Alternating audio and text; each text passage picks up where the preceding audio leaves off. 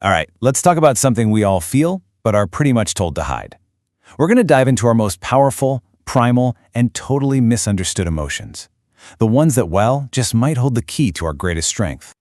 I mean, really think about it for a second. Have you ever felt that hot surge of anger and, immediately felt ashamed? Or tried to just shove a feeling down because it felt, I don't know, too intense, too impolite? Yeah, we're taught that these feelings are wrong, that they're a sign we're out of control. But what if that's not the whole story at all? Okay, so check this out. This quote kind of stops you in your tracks, right? Evil is good out of its proper context. It suggests that the forces we're so quick to label as bad aren't inherently evil.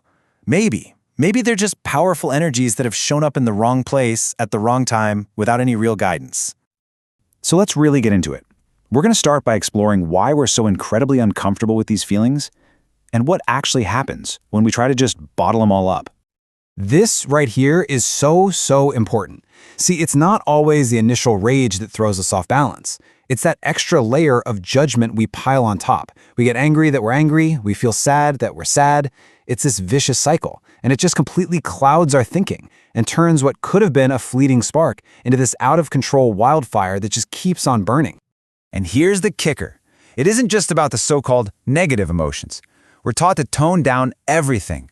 Don't be too loud, don't be too joyful, don't be too passionate. And when we push down all these natural, instinctive parts of ourselves, they don't just vanish into thin air. Nope, they pop back up, usually in the most surprising and often inconvenient ways. So if we're so disconnected from this power, where do we look for a user manual? Well, turns out ancient myths gave us some incredible archetypes to help us understand this raw energy. So let's meet the fierce goddesses. First up, you've got Sekhmet from ancient Egypt. She was literally created from the sun god's fire to bring humanity back into balance, but she got completely lost in the bloodshed and almost wiped out the entire human race. And then you have Kali in Hinduism. She was born to defeat a demon that couldn't be killed. So what'd she do? She drank all his blood. But then her own thirst for destruction took over. You see the pattern? In both stories, a divine power meant to restore balance became a force of pure, unchecked chaos. So what's the big takeaway here? It's that these goddesses aren't evil. Not at all. They represent a power that is both protective and destructive at the same time. In fact, their fierceness comes from a deeply protective, almost motherly place. But, and this is the important part, without balance, without the wisdom to know when to act and when to stand down, that amazing protective power becomes a total wrecking ball. Okay, this brings up a huge question, right? If this power is so primal, why are we in our modern world so terrified of it? Well, the answer might actually lie in a massive cultural shift that happened way back in our history. You know, at our very core, we're all wired for safety. It's our deepest need. So when the world feels unpredictable and chaotic, our first instinct is to try and control it. We try to map everything out, make it all predictable.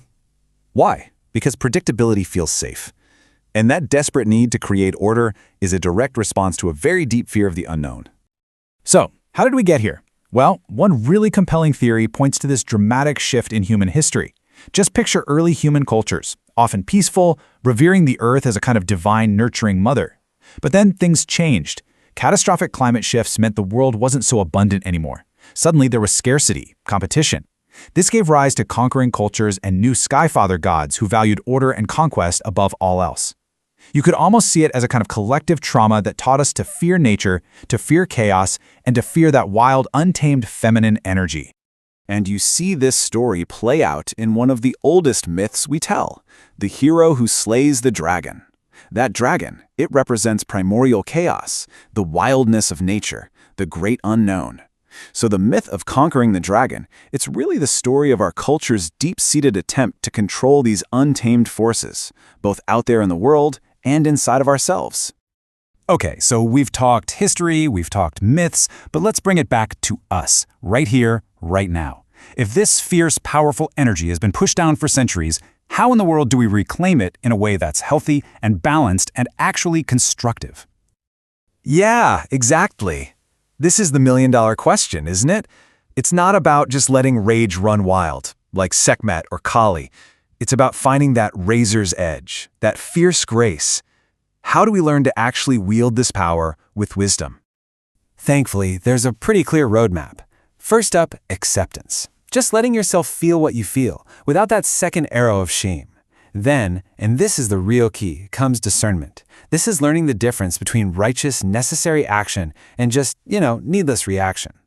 After that, we build resilience, gently pushing our edges when we feel strong and resourceful, not when we're already breaking down. And finally, community, finding your people, your Sangha, a group where you feel safe enough to be real and truly supported. This gets at a totally different way of thinking about strength.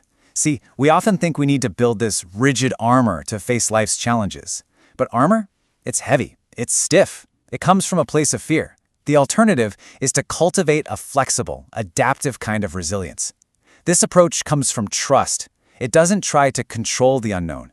It prepares you to dance with it, to be fluid and confident no matter what comes your way. So I want to leave you with this final thought. What if we've had it all wrong this whole time? What if the chaos we're so afraid of, both out in the world and inside ourselves, what if it isn't a monster that needs to be slain? What if it's actually the fertile ground from which everything new is born? A field of infinite possibility, just waiting for us to learn how to dance.